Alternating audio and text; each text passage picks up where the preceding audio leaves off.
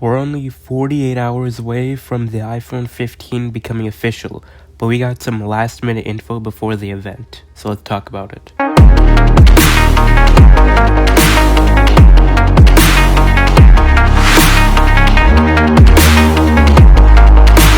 First, the naming battle between iPhone 15 Pro Max and iPhone 15 Ultra. There have been rumors popping up recently about there being an iPhone 15 Ultra either taking place of the 15 Pro Max or sitting above the 15 Pro Max. While Mark Gurman squashed all possibilities of there being any sort of Ultra model this year.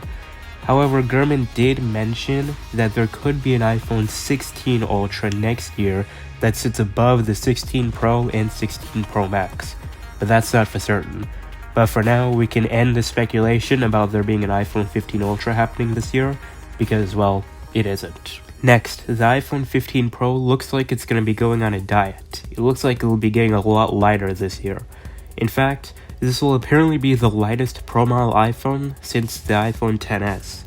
In case you haven't heard by now, the iPhone 15 Pro and 15 Pro Max will use a new titanium frame rather than stainless steel we've been using since the iPhone X. Titanium will not only make the iPhone 15 Pro stronger, it's a high-density polymerized titanium, 10 times stronger than steel. It'll also cut down on the weight of the phone, making it about 10% lighter than the iPhone 14 Pro models, according to Mark Gurman, weighing in at about 185 grams on the iPhone 15 Pro and 216 grams on the iPhone 15 Pro Max. Next, performance. We've been hearing that the iPhone 15 and iPhone 15 Plus will feature the A16 Bionic chip from the iPhone 14 Pro, but the iPhone 15 Pro and 15 Pro Max will feature the new shiny A17 Bionic chip.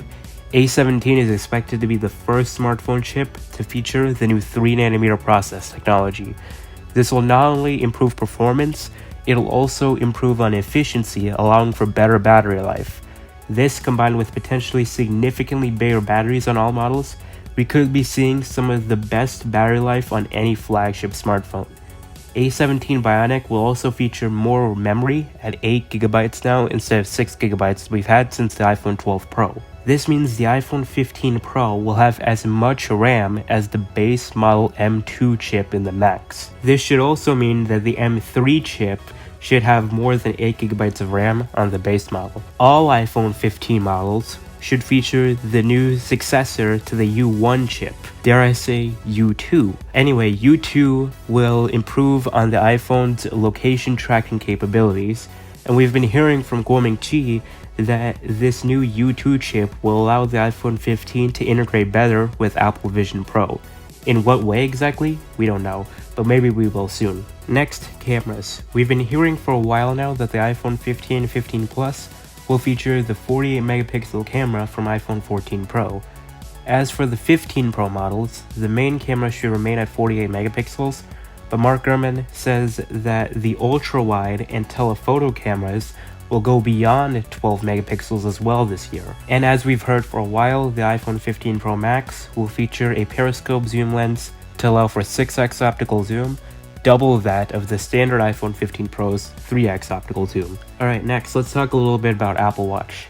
We've been hearing for a while now that the Apple Watch Series 9 and 2nd gen Apple Watch Ultra will pretty much only be a chip upgrade, going from the A13 based S8 SIP to the A15 based S9 SIP, but they'll have a little bit more to sweeten the deal.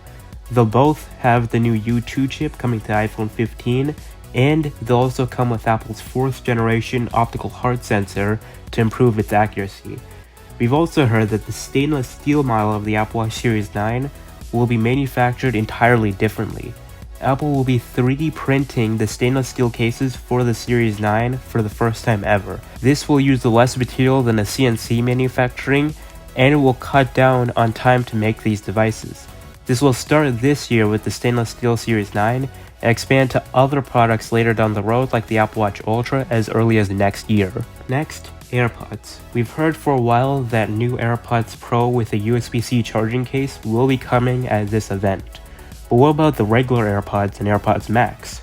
Well, it looks like we will also be getting USB-C on those as well, but those will be coming sometime next year, not at this event. And last, new iPads. We've been hearing rumblings about a new iPad mini 7th gen and iPad Air 6th gen potentially coming this year, maybe even at this event.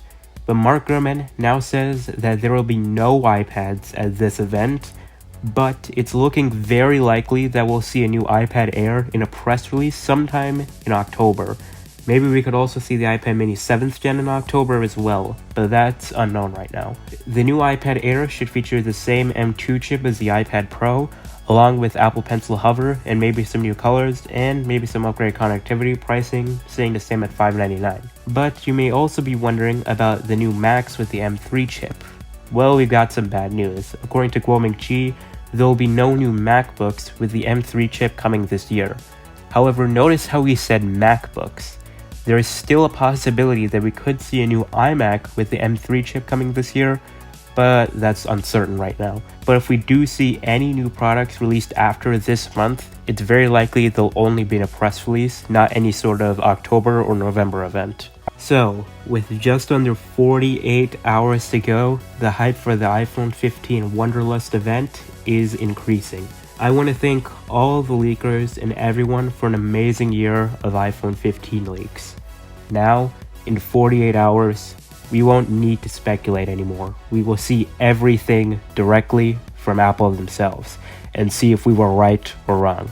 I'm very much looking forward to this event. I'll see all of you on Tuesday, and everyone, enjoy the event.